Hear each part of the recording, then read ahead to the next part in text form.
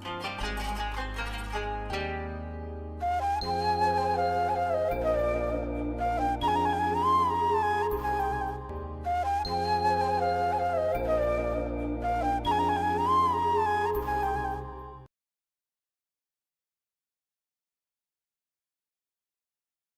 يا حبايبي، اول حاجه احنا هنعمل المخ. طبعا المخ احنا بنبقى جايبينه كده من عند الجزار، بنشطفه بس بميه وبنحط حله على النار وهنشوف هنعمل ايه مع بعض. كده الحله بتاعتنا، بصوا حطينا ميه بتغلي، فيها ورق لورا، فيها حبهان، فيها كبيبه صيني، فيها بتاع دوت فلفل اسود حب او مطحون براحتك يعني، وهننزل ببصلايه اهو، وهننزل ببصلايه، وبعد كده هنبتدي ننزل بالمخ بتاعنا. هننزل بالمخ، مش هيقعد في الميه اكتر من 3 دقايق، ما يقعدش اكتر من كده عشان مش ما يتهريش معانا يعني. هنحط كمان معلقه خل او معلقتين خل بس كده. هنسيبه يغلي، واول ما يغلي هنشيله على طول، مش هنسيبه في الميه كتير، ونطلعه على ميه بارده او نصفيه كويس ونحطه في التلاجة.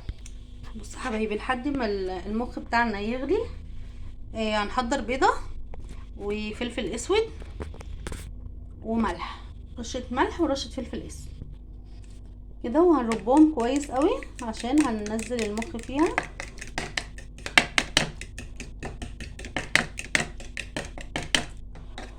اهو كده جاهز معانا. وهنجهز معانا فيجيتار او بقسماط الموجود عندك، 4 معالق فيجيتار، معلقتين دقيق، معلقه نشا، او 4 معالق دقيق ومعلقتين نشا. النشا بتكون نص كميه الدقيق، وهنحط عليهم رشه فلفل اسود، هنحط شويه توم باودر وشويه بصل باودر، ونقلبهم كويس كده. التتبيله بتاعتنا جاهزه، ده الكفر اللي هنعمل بيه المخ. نقلبه كويس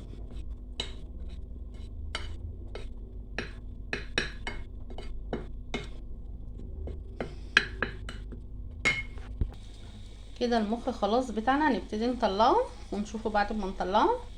بص يا حبايبي، كده المخ بتاعنا بعد ما طلعناه هنحطه بقى في التلاجة لحد ما يبرد خالص عشان نبتدي نقطعه مع بعض. بص يا حبايب قلبي، كده المخ بتاعنا بعد ما قعد في التلاجة فترة هنقطعه. بصوا هيتقطع معانا بكل سهولة بالراحة خالص، هيتقطع ل3 اجزاء. ادي جزء وادي جزء وادي الجزء اللي بيبقى من فوق. هنبتدي ان احنا نقطعه كده، بصوا كده على طول هتقطع معاك على طول بسهولة. هنقطع انا بقى كل الكمية وبعدين نشوف هنتبله ازاي مع بعض. بس حبايبي كده بعد ما قطعناه هنجيب طبعا البيض والبقسماط بتاعتنا، احنا عملناهم مع بعض اهو،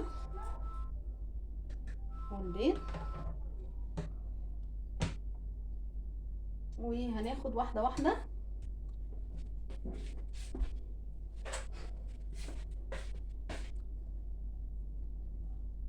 بصوا انا مقطعاها رقيقة قوي اهي، بصوا هتنزل كده في البيض. طبعا احنا البيض حاطين ملح وفلفل اسود اهو، ونطلعها من البيض على البقسماط بتاعتنا على طول. هنتبلها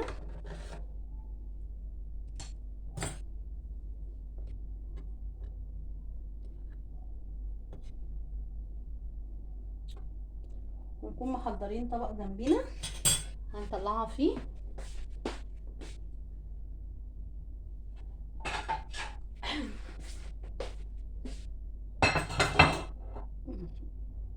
بس بالراحة خالص لان هو بيبقى ايه مش متحمل كده اهو. لو انت ممكن تحتفظي بيه في التلاجة طبعا،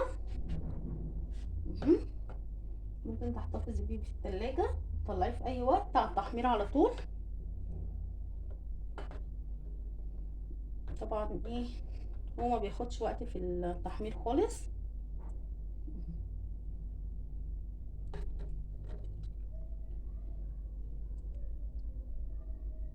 بصوا مش بياخد اي حاجه.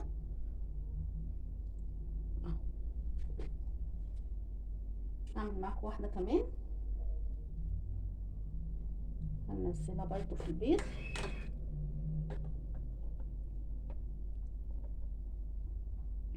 ونطلعها كده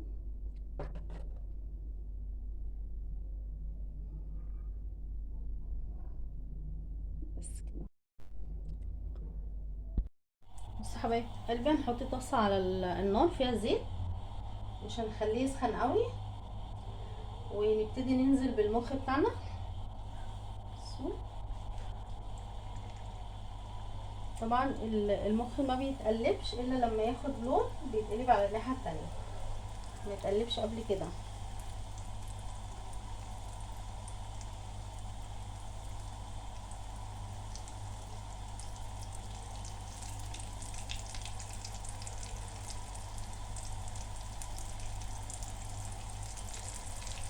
بصوا طريقته سهله قوي وما بتاخدش مننا وقت خالص.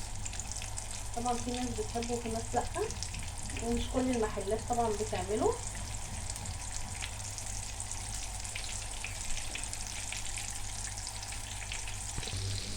بصوا حبايبي كده ما هو خد لون معانا، نبدا ان احنا نقلبه على الناحيه التانية ونطلع اللي قلبناه. بصوا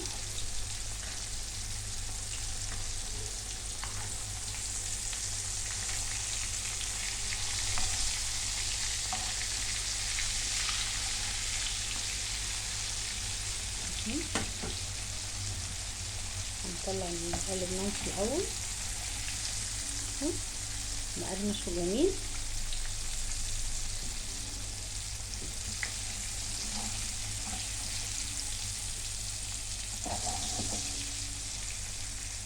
ما شاء الله يعني الواحد بيعمل كمية كبيرة، يعني هو في المحلات بره مش اقل من 400 جنيه.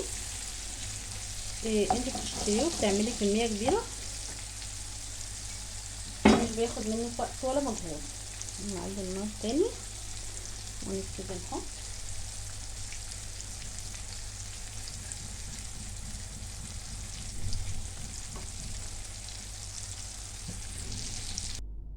بس حبايبي كده المخ اهو بعد ما خرج معانا، ايه رأيكم؟ بصوا هنزل تحفة، شايفين؟ طبعا هو في المحلات غالي جدا، احنا عملناه النهارده بطريقة بسيطة وسهلة. اتمنى النهارده ان الفيديو يكون عجبكم، وما تنسوش اللايك والكومنت. اشوفكم ان شاء الله في فيديو جديد، والسلام عليكم ورحمة الله وبركاته.